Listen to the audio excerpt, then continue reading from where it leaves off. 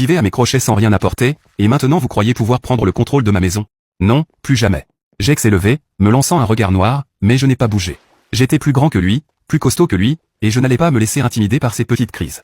On est de la famille, dit-il entre ses dents. Tu ne peux pas nous mettre dehors. Bien sûr que si, rétorquai-je en m'avançant d'un pas. C'est moi qui paye cette maison. Pas toi, pas Emma, pas maman et papa. Si vous ne voulez pas être respectueux, vous n'avez pas le droit de rester ici. Emma, bien sûr, s'est mise à pleurer, comme si ça allait changer quelque chose. Je suis enceinte et tu nous vires. Quel genre de frère es-tu? Je suis le frère qui paye tout pendant que vous profitez de moi, ai-je répliqué. Vous avez 24 heures. C'est déjà très généreux. Jake avait l'air de vouloir encore protester, mais je voyais bien qu'il commençait à comprendre. Je ne bluffais pas.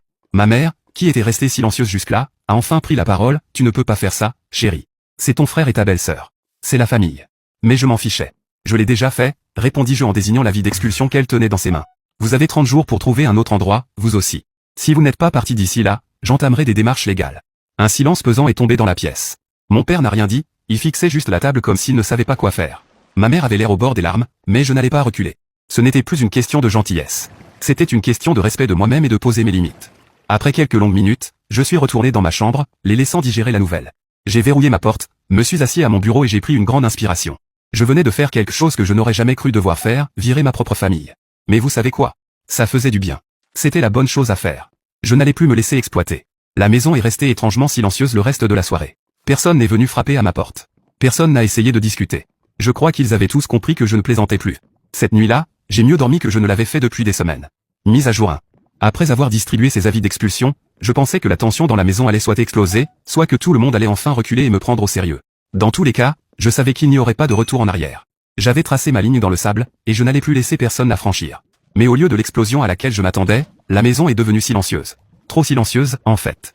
Le lendemain matin, je me suis réveillé tôt, plus tôt que d'habitude, parce que je n'avais pas vraiment bien dormi. J'attendais presque que quelque chose arrive. Que Jake vienne frapper à ma porte pour exiger que je change d'avis, ou que mes parents commencent à me supplier de reconsidérer ma décision. Mais rien de tout ça n'est arrivé. Quand je suis finalement allé dans la cuisine pour préparer mon petit déjeuner, elle était vide.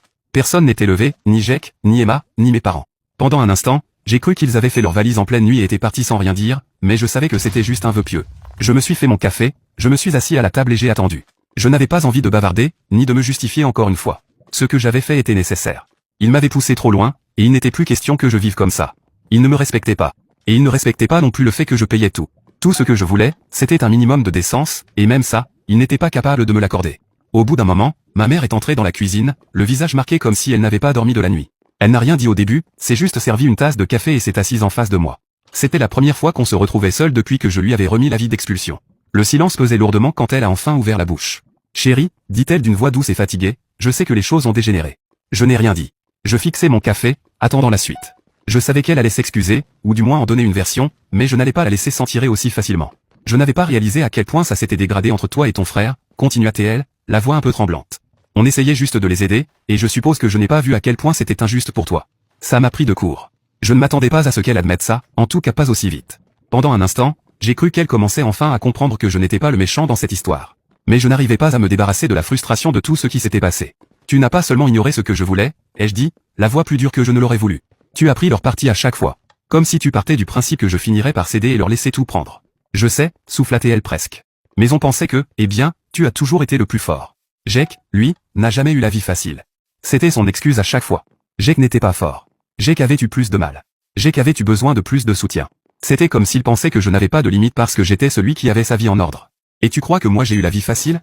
Ai-je demandé, la colère bouillonnant juste sous la surface. C'est moi qui ai acheté cette maison. C'est moi qui paye le crédit. C'est moi qui paye les courses. C'est moi qui vous porte tous, et vous pensez que je peux continuer à faire ça indéfiniment? Elle a baissé les yeux vers son café, sans rien dire pendant quelques secondes. Je sais que tu as fait beaucoup, plus que ce qu'on aurait pu demander, mais Jake, avec le bébé qui arrive. Je l'ai coupé.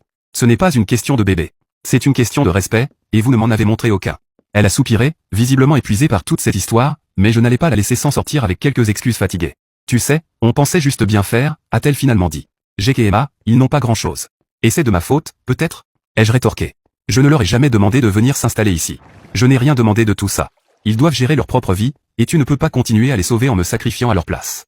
Elle a hoché la tête, semblant enfin comprendre, ou du moins essayer. On va trouver une solution, dit-elle, la voix plus basse cette fois. Mais s'il te plaît, ne nous mets pas dehors. Pas comme ça. Je me suis adossé à ma chaise, essayant de me calmer. Ce n'était pas comme si je voulais les expulser. Je veux dire, c'étaient mes parents.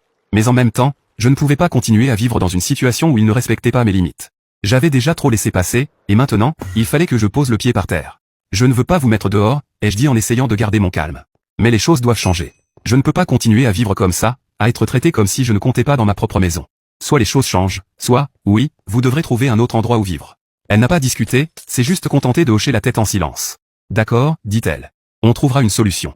Après ça, elle a quitté la cuisine, et je me suis retrouvé seul avec mes pensées. Je ne savais pas si quelque chose allait vraiment changer, mais au moins, il semblait enfin commencer à me prendre au sérieux. Jake et Emma n'avaient toujours pas montré le bout de leur nez, et je ne savais pas si c'était une bonne ou une mauvaise chose. Mais dans tous les cas, leur temps était compté. Plus tard dans l'après-midi, Jake a fini par se montrer. Et bien sûr, il avait l'air d'avoir ruminé toute la journée ce qui s'était passé la veille. Il n'a même pas dit bonjour en entrant dans le salon, il s'est juste assis en face de moi avec cette même expression contrariée qu'il avait toujours quand il n'obtenait pas ce qu'il voulait. Donc c'est comme ça que ça va se passer, demanda-t-il, la voix pleine d'amertume. Tu vas vraiment nous virer? Je vous ai donné 24 heures, ai-je répondu sans même lever les yeux de mon téléphone. Si vous êtes encore là demain, j'appelle la police. Jake a ricané, secouant la tête comme si j'étais le méchant de l'histoire. On est de la famille. Ouais, et la famille ne profite pas les uns des autres, ai-je répliqué. Tu as eu des semaines pour trouver une solution. Je ne suis pas ton plan de secours. Il n'a pas eu grand-chose à dire après ça. Il est juste resté assis quelques minutes avant de se lever et de repartir furieux. Typique de Jake. Il a toujours été du genre à fuir quand les choses n'allaient pas dans son sens, et cette fois ne faisait pas exception. Le reste de la journée s'est déroulé dans le calme. Trop calme, pour être honnête. Je ne savais pas ce que Jake et Emma allaient faire, mais je n'étais pas sur le point de changer d'avis. Je leur avais fixé un délai clair, et ils savaient que je ne bluffais pas. Les prochaines 24 heures allaient tout décider. Mise à jour 2. Le lendemain matin, après tout ce chaos, je me suis réveillé et je suis resté allongé quelques minutes, fixant le plafond. Je savais que c'était le jour J. Jake et Emma avaient eu 24 heures et maintenant, le délai touchait à sa fin. C'était étrange pourtant. Je n'étais même plus en colère. J'avais déjà accepté ce qui devait arriver, et à ce stade, il ne s'agissait plus que d'aller au bout des choses.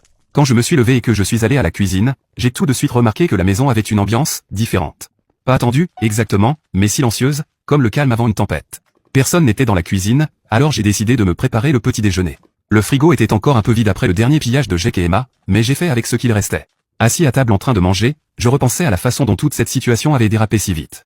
Je veux dire, il n'y a pas si longtemps, tout allait bien. Mes parents et moi, on s'entendait. Je travaillais, je payais le crédit, j'achetais les courses, et la vie suivait son cours normalement. Puis Jake et Emma sont arrivés, et tout est parti en vrille. C'est fou comme les choses peuvent changer rapidement quand certaines personnes commencent à se croire en droit de réclamer ce qu'elles n'ont pas gagné. Quelques heures plus tard, j'ai entendu quelqu'un dans le couloir. C'était mon père. Il est entré calmement, a pris une tasse de café et s'est assis en face de moi. Il n'a rien dit au début, s'est contenté de boire une gorgée et de regarder par la fenêtre. Puis, il a parlé. Jake et Emma partent aujourd'hui. Je n'ai pas réagi tout de suite. Je ne savais pas s'ils me disaient ça parce qu'ils avaient décidé de partir d'eux-mêmes ou juste pour me rappeler le délai. Quoi qu'il en soit, j'ai hoché la tête et j'ai continué à manger. Ils n'ont nulle part où aller, continua-t-il d'une voix basse. Ils vont rester dans un motel quelque temps, le temps de trouver une solution. Je me suis arrêté en plein milieu d'une bouchée et je les regardais. Une partie de moi se sentait mal, mais une plus grande partie savait que c'était nécessaire. J'avais été trop gentil trop longtemps. Si je ne posais pas mes limites maintenant, ils continueraient à profiter de moi. Je leur ai donné du temps, ai-je dit d'une voix ferme. Je ne voulais pas que ça en arrive là, mais ils ne m'ont pas laissé le choix. Il n'a pas discuté, n'a pas essayé de me culpabiliser, ce qui m'a surpris. Il s'est juste contenté de hocher la tête et de boire son café. Je crois qu'il avait enfin compris que je ne céderais pas cette fois. Après tout ce qui s'était passé, il n'y aurait pas de retour en arrière. Vers midi, Jake et Emma ont commencé à faire leur bagage. Je suis resté dans ma chambre la plupart du temps, ne voulant pas me lancer dans une nouvelle dispute ni écouter des remarques passives-agressives. Mais au bout d'un moment, j'ai entendu la voix de Jake s'élever dans le couloir, alors je savais que ce n'était qu'une question de temps avant que quelque chose n'éclate. En effet, peu après, Jake a frappé à ma porte. Je l'ai ouverte, et il se tenait là avec le même air furieux qu'il avait depuis que je lui avais donné l'avis d'expulsion. Tu vas vraiment laisser ça arriver, demanda-t-il d'une voix tranchante. Tu vas vraiment nous mettre dehors comme ça? Je me suis adossé au chambranle, les bras croisés. Je t'ai donné 24 heures. Je t'ai dit ce qu'il fallait faire. Il a secoué la tête, la mâchoire serrée. On est de la famille, mec. On ne fait pas ça à sa famille. J'ai pris une profonde inspiration, essayant de rester calme. La famille ne profite pas les uns des autres. Je ne vous mets pas dehors sans raison. Vous squattez ici depuis des semaines sans rien apporter. C'est moi qui paye le crédit, les courses, tout. Et au lieu d'être reconnaissant, vous avez essayé de prendre ma chambre et de me virer de ma propre maison. Je ne vais pas laisser ça arriver. Jake n'a rien dit pendant quelques secondes. Je voyais bien qu'il était en colère, mais il n'avait plus rien à répondre. Il savait que j'avais raison, même s'il ne voulait pas l'admettre. Donc c'est fini, murmura-t-il finalement. Tu nous mets juste dehors. Je t'offre la même option qu'hier, répondis-je.